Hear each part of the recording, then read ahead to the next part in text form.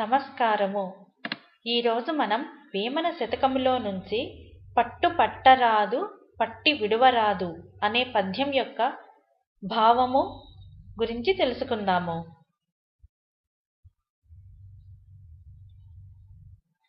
పట్టు పట్టరాదు పట్టి విడువరాదు పట్టెనేని బిగియ బట్టవలయున్ బట్టి విడుట కన్న బరగజచ్చుట మేలు విశ్వదాభిరామ వినురవేమ.